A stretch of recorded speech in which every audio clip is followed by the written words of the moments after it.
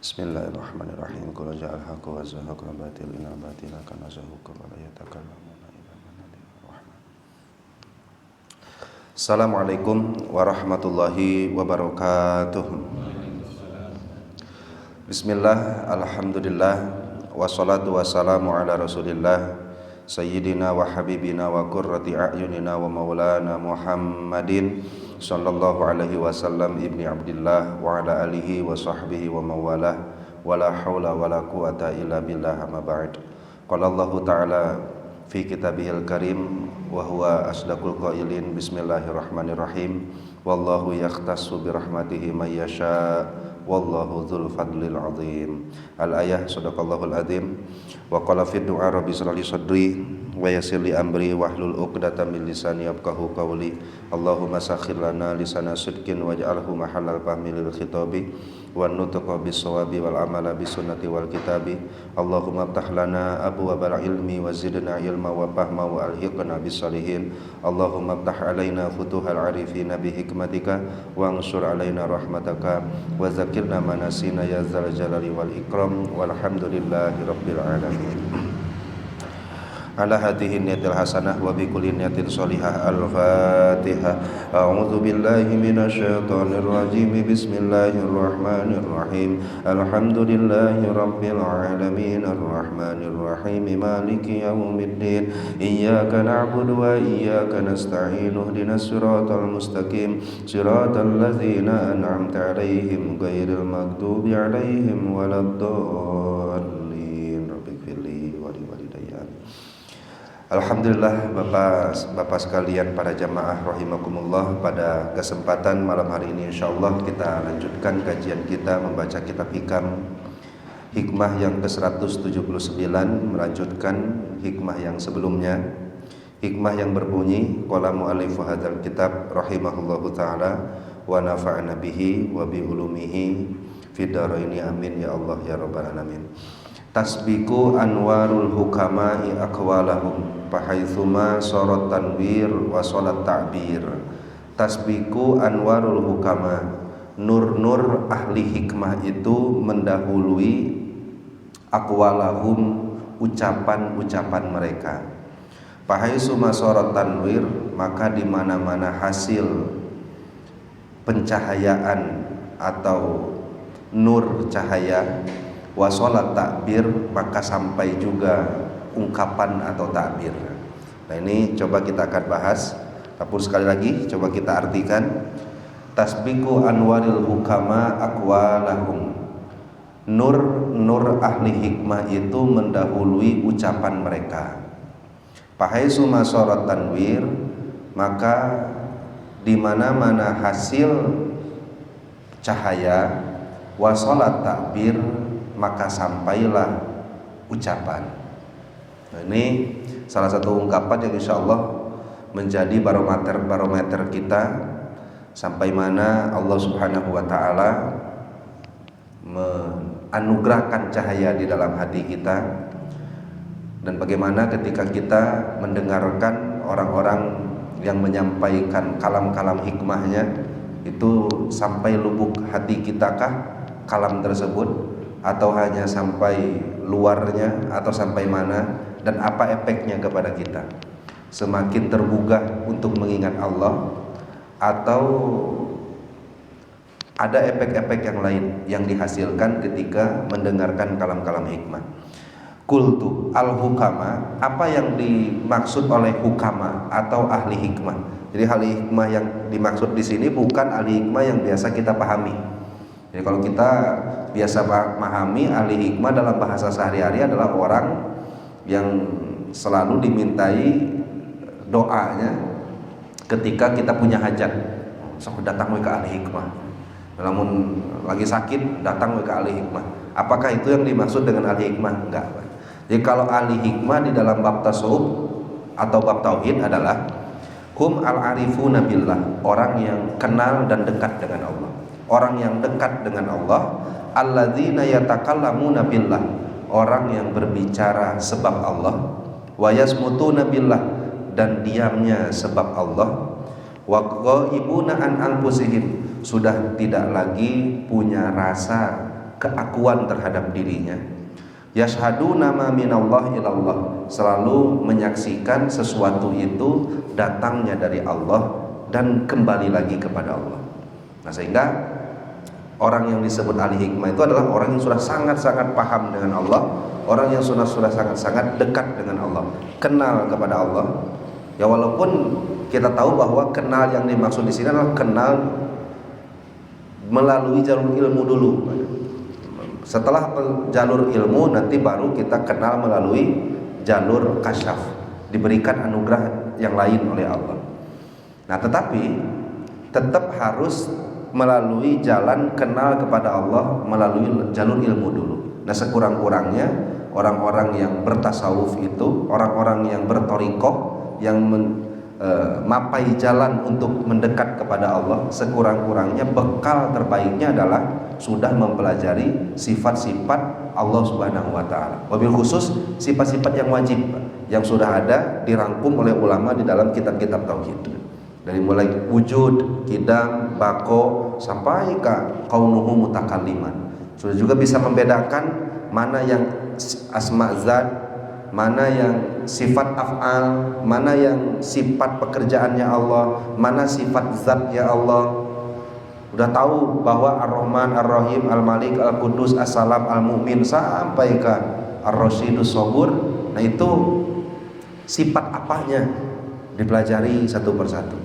Nah, itu kan berarti kenal kepada Allah melalui jalur apa? Jalur ilmu, jalur pengetahuan yang memang diinformasikan oleh Allah, diinformasikan oleh Rasulullah. Nah, nanti ada orang yang kenal kepada Allah tetapi jalurnya jalur mukasyafah. Nah, tetapi sedikit orang yang masuk ke ranah mukasyafah. Nah, kita ikuti dulu prosedur awalnya, yaitu kenal dengan Allah melalui jalur ilmu.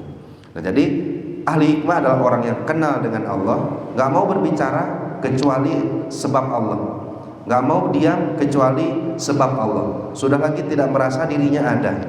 Apa yang muncul di dalam dirinya adalah takdir-takdir Allah yang berjalan di dalam dirinya. Apapun yang dia hasilkan semuanya sudah dianggap adalah Allah yang menggerakkan. Dia hanya sebagai pelantara perwujudan dari sifat-sifat Allah. Andaikan tangannya memberi kepada orang lain, maka hatinya hanya mengambil potret tersebut bahwa Allah tengah memunculkan sifat Ar-Razzaq melalui tangannya. Ketika ia membantu orang lain, maka yang ada di dalam hatinya adalah Allah memunculkan sifat Ar-Rahmannya melalui tangannya.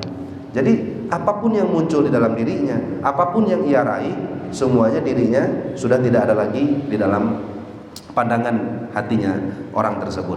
Nah, ini salah satu makom yang sangat luar biasa, susah ya Pak ya menggapainya. Tapi mudah-mudahan sesusah-susah apapun kita termasuk orang-orang yang diizinkan oleh Allah Subhanahu wa taala tidak memasuki makom itu pun minimal kita dikenalkan dengan orang-orang yang berada di makom tersebut. Amin ya Allah ya rabbal alamin.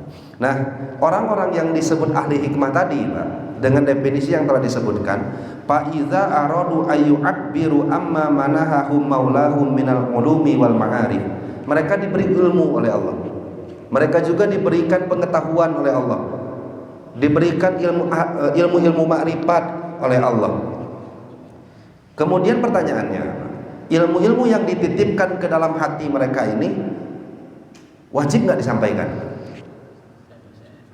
Nah, ketika mereka hendak menyampaikan apa yang telah Allah titipkan ke dalam diri mereka, maka sabaqo nuru syuhudihim ilal qulubil mustami'ah. Sebelum ucapan itu sampai terdengar oleh telinga, nur mereka telah sampai ke hati orang yang mendengarkan. Itu luar biasanya. Kenapa pentingnya Rasulullah SAW menyebutkan bahwa apa yang bisa mengobati hati? Berkumpul dengan orang-orang yang soleh. Kenapa berkumpul dengan orang soleh bisa mengobati hati? Karena jangankan ucapannya, bertatap mukanya saja, nurnya tersebut sudah terserap oleh hati para mustami'innya, hati orang-orang yang mendengarkannya.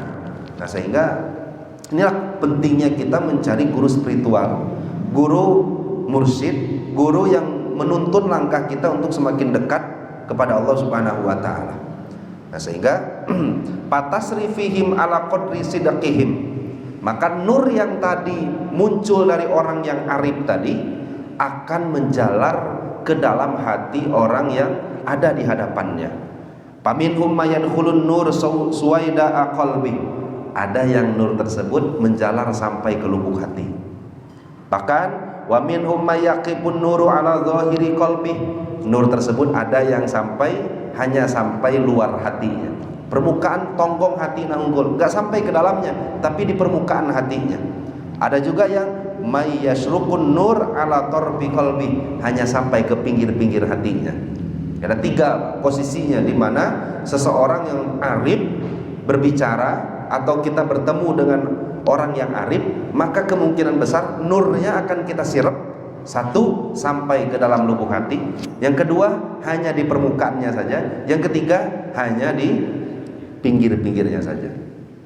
Nah, fa idza abbarul arif anil maqamati wal ahwal wa salat takbir ala qadri saroyanin nur, maka ketika dia memberikan ucapan nasihat, wasiat dan lain-lain, maka ucapan yang tadi akan sampai, tergantung nur itu sampainya kemana. Kalau masuk nur tersebut sampai ke dalam hati, maka takbirnya, ucapan arif tadi akan sampai juga ke dalam hati. Kalau hanya sampai ke punggung hati, maka nur tadi, maka takbirnya hanya sampai ke punggung hati. Kalau sampai ke pinggirnya saja, kita kalau mungkin sampai ke dalamnya susah, ya nggak apa-apa lah, kita bagian pinggir-pinggirannya saja. Kalau sampai ke pinggirnya gimana? Kalau sampai ke pinggirnya, itu pun takbirnya, ungkapannya, nasihat dan wasiat dari ahli hikmah tersebut akan sampai ke pinggir tersebut, ke pinggir hatinya. Nah, pertanyaannya, apa efeknya bagi orang yang mendengarkan, bagi orang yang bersamai mereka? Maka di sini disebutkan, kata Syekh Ahmad bin Muhammad Ibnu Ajibah Al-Ahsani, pengarang kitab Iqadul Himam ini, kata beliau, kalau ada orang paman wasolan nuru ila suwaida iqalbi, ada orang yang nur tersebut sampai meresap ke dalam lubuk hati, nahadu min sa'atihi ila rabbi, maka kelalaiannya akan berganti menjadi zikir. Ibadahnya berubah jadi zikir, yang bukan ibadahnya berubah jadi ibadah.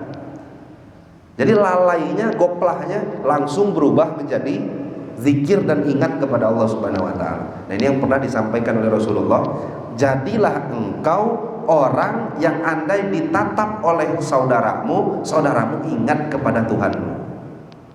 Masyarakat. Jadilah engkau yang andaikan engkau ditatap mukamu oleh saudaramu, maka saudaramu akan ingat langsung kepada Tuhannya.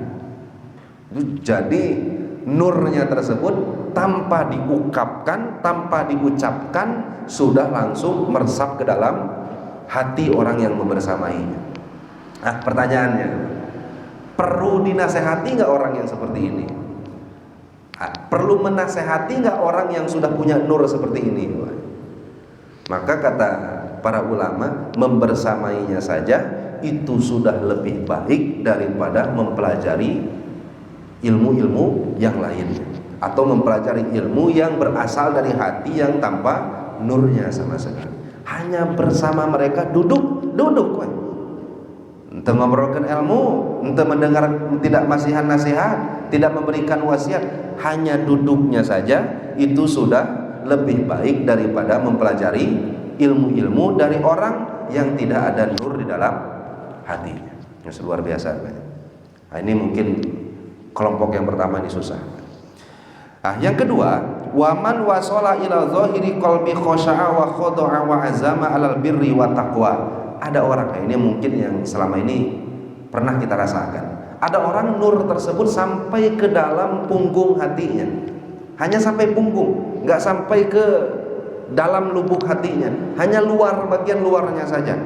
Andaikan nur tersebut sampai ke sana, orang yang memiliki nurnya memberikan nasihat dan wasiat, maka efek yang akan dirasakan oleh mustami'innya adalah 1, khosa'ah, bertambah kekhusyuannya, wa khoda'a, bertambah hinanya di hadapan Allah, Wa azama 'alal birri wat taqwa, semakin pengkuh itikadnya untuk berbuat baik dan bertakwa kepada Allah.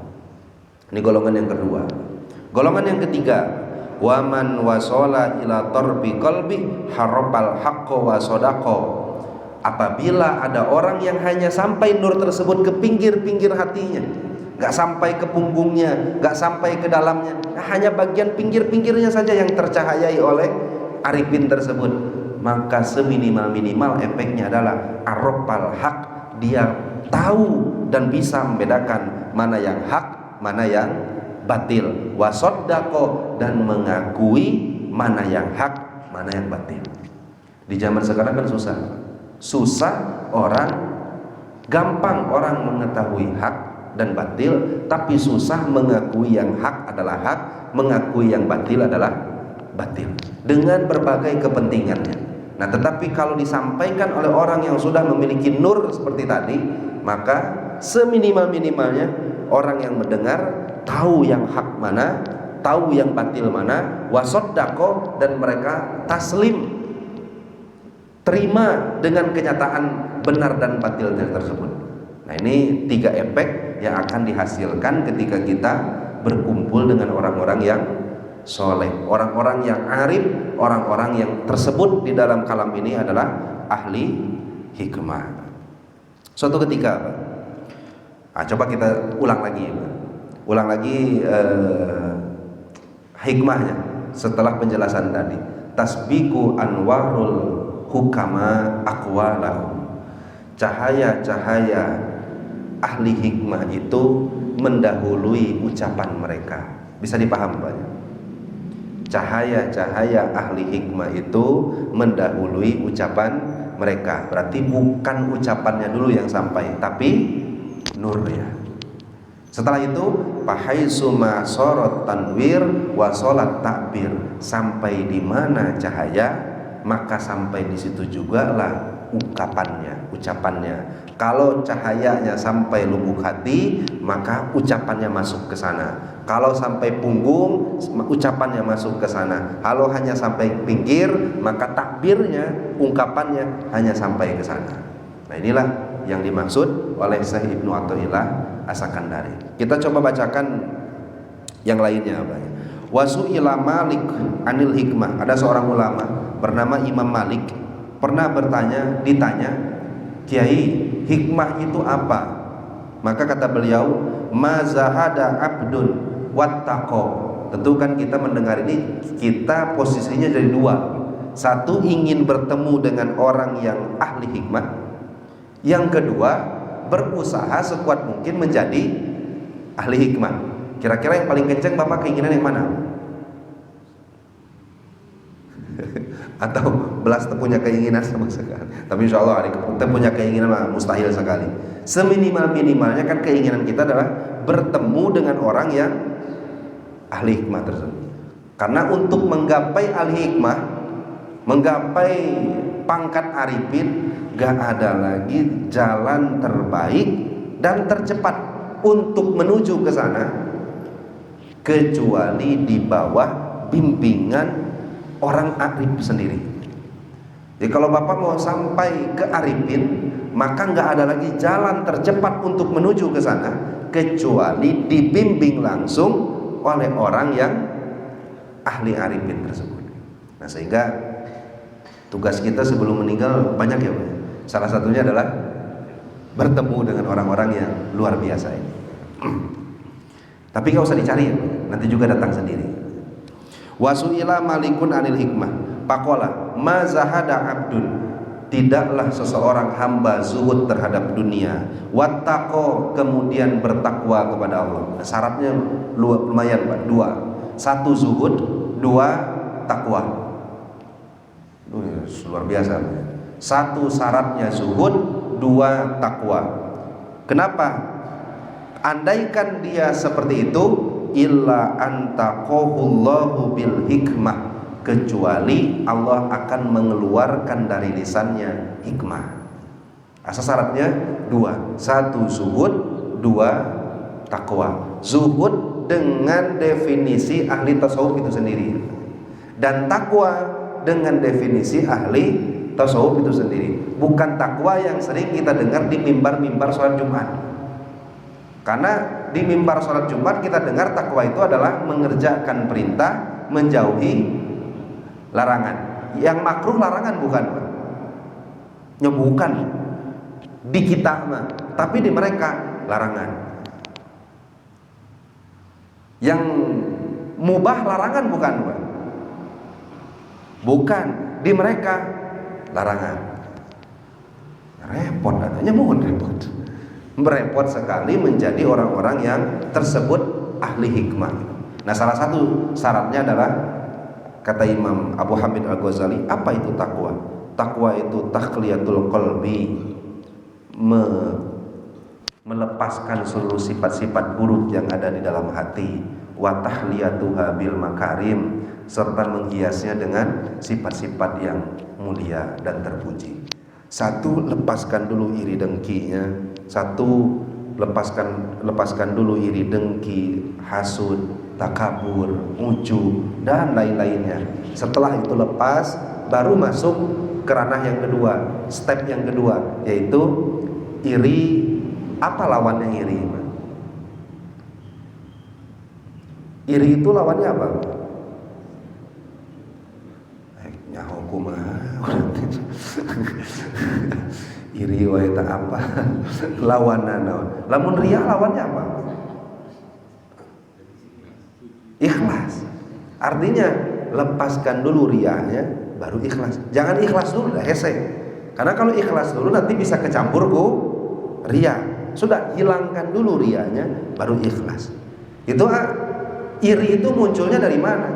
Dari adamur ridho bi kismatillah, tidak ridho terhadap pembagian Allah, tidak ridho atas qada dan qadar Allah, akhirnya iri, akhirnya dengki.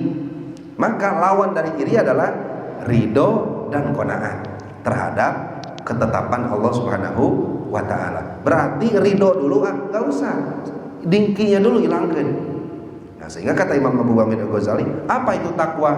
Takwa adalah menghias hati, menghilangkan sifat buruk serta menghiasnya dengan sifat-sifat yang mulia. Nah, itu beda ulama, beda juga definisinya. Nah, ini salah satu yang disampaikan oleh Imam Malik, Pak. Nah, kemudian Sumakola, Imam Malik pun berkata, man aroda ayabtahallahu aina qalbi, barang siapa yang berkeinginan untuk Allah bukakan mata hatinya, palyakun amaluhu bisirri aksaro min amalihi fil alaniyah, maka hendaklah memperbanyak amalan tersembunyi. Hendaklah amalannya yang dalam keadaan terang-terangan lebih sedikit daripada amalan yang dalam keadaan tersembunyi. Kenapa bisa seperti itu?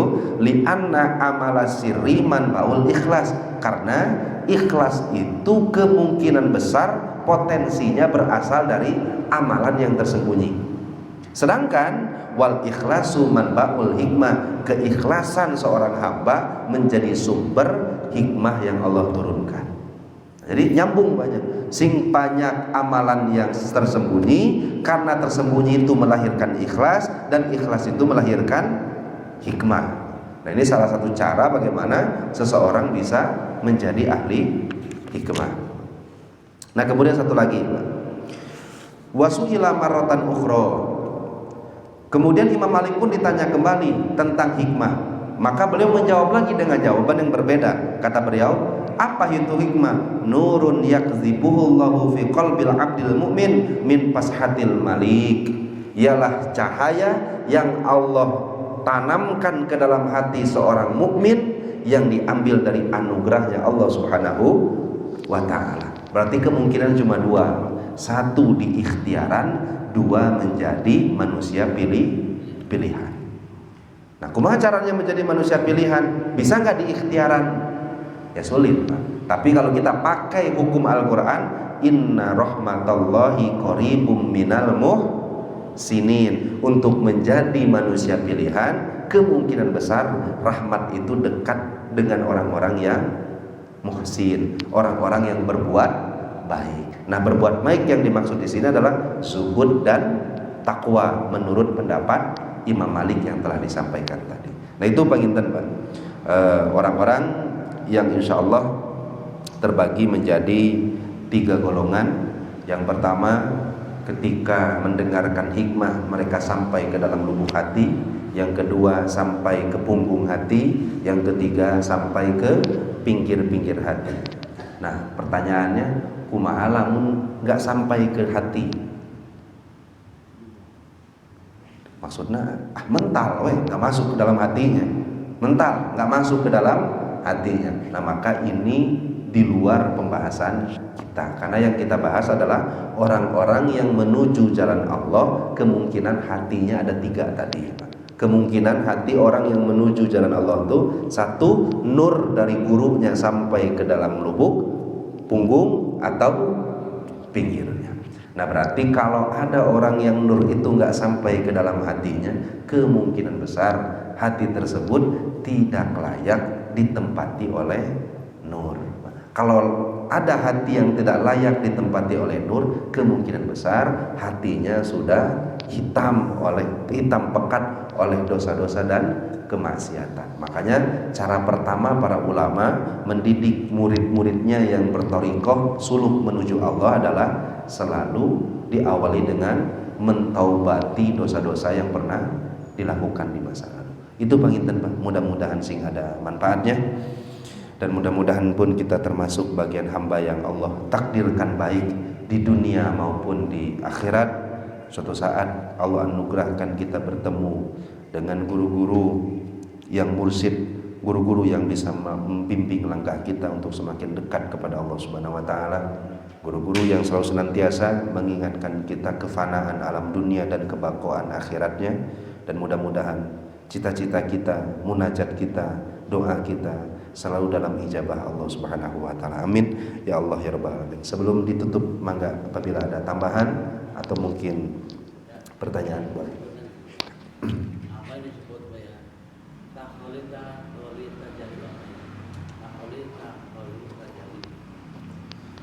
Kalau tajalli itu artinya menampakkan.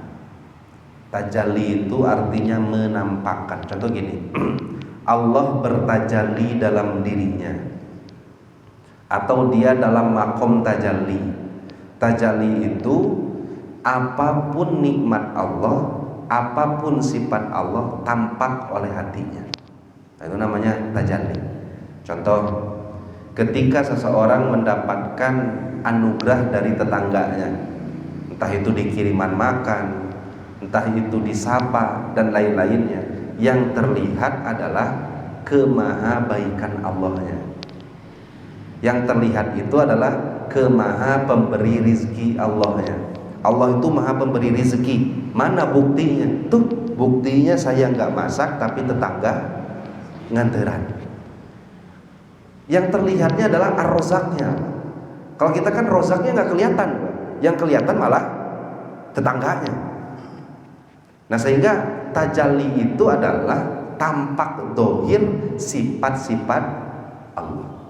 Kalau takholli itu melepas, menghilangkan, melucuti. Maksudnya apa? Satu, ada yang memaknai takholli itu dengan melucuti segala sesuatu yang buruk di dalam hati, di dalam diri, di dalam nafsu, di dalam kolbu. Ada juga yang memaknai takholli itu adalah seseorang yang sudah melepas dirinya sendiri. Artinya makhluk sudah tidak terlihat, termasuk dirinya sendiri. Yang terlihat hanya sifat-sifat Allahnya saja. Nah, itu salah satu makom. Kita baikkan. Cekapak tanya di anu sanes. Cekapak tanya.